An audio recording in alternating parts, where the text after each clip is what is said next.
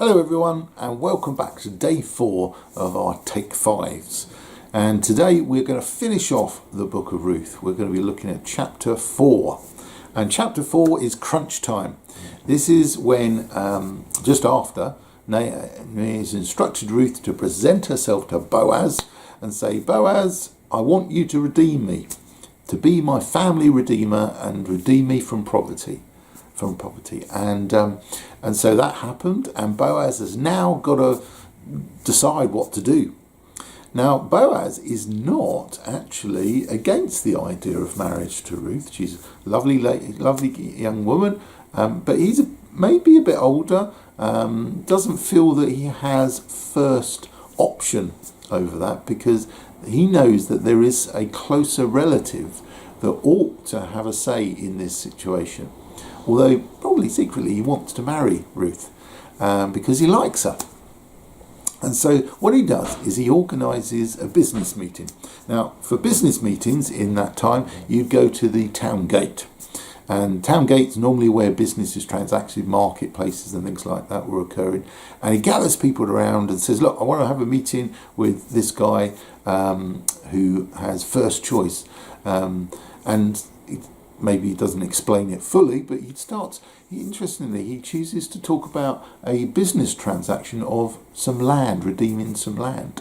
And so this relative, who's closer to Naomi than Boaz is, in terms of bloodline, is brought into the meeting, and the offer to redeem this land from Naomi, to provide for her needs, is brought up. And this relative is quite keen on the idea. He'd like some more land. That's a good idea. He's got the money. So fair enough, he'll buy it. But now the secret comes out. Boaz says, but of course you realise by buying the land, you've also got to commit yourself to the blood tie. You've got to become the family redeemer, which means marrying Ruth.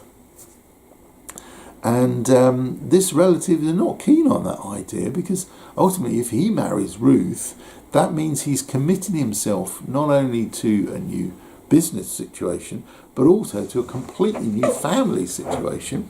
And tradition has it that you're marrying the widow to provide for the brother. I know this isn't a brother, but you're trying to continue their family on. So you're providing children for that family to carry on in the tribes of Israel.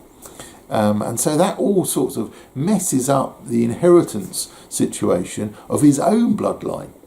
And he thinks, well, I'm not in, I can't do that. So he decides to back away from the deal, leaving Boaz open to offer himself as the family redeemer and marry Ruth.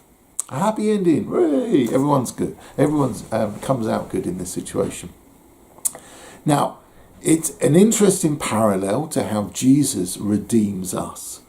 But I think there's some interesting things that happen here, because these pretty obscure characters that history would have just gone past and forgotten about and never heard of, play significant role in the history of the Jewish people. Why? Well, that's revealed at the end of chapter 4, when we read that Boaz actually becomes the great-grandfather of King David himself.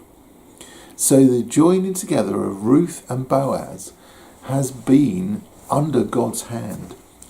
Ruth might have been an outsider, might have been a Moabite, the unloved nation, that the people that rejected the people of Israel when they fled out of Egypt.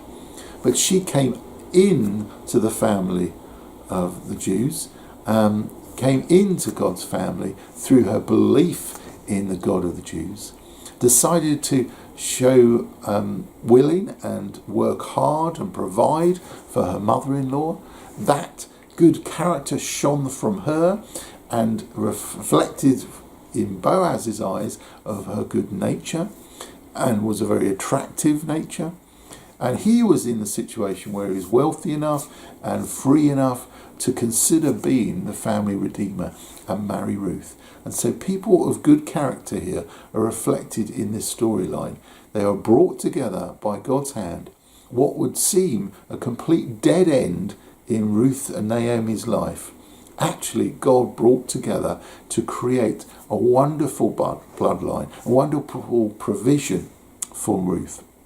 And that Ruth becomes the great-grandmother of King David himself. And of course, King David, who's descended from King David?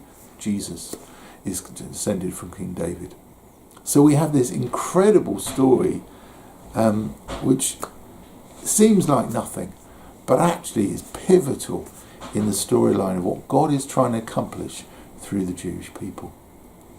I wonder if we feel ourselves sometimes insignificant, and yet perhaps God is working through our lives. Perhaps we will never see the results of his hand weaving us into his storyline. But that's when we become obedient to him, to surrender our lives to him and say, Lord, here's my life. Take it, use it in whatever way you want. I may never see the actual results that you bring through my life, but I'm willing to serve. Here I am. Send me. Thank you for listening to the book of Ruth. But we have got one more day. I hope it's challenged you. We've got one more day to have another look at another tiny little book called Haggai. This is a prophet, and we're going to be looking at his 2 chapters in his book tomorrow. So come back tomorrow and we'll have a look at Haggai. Thanks very much for listening. Bye.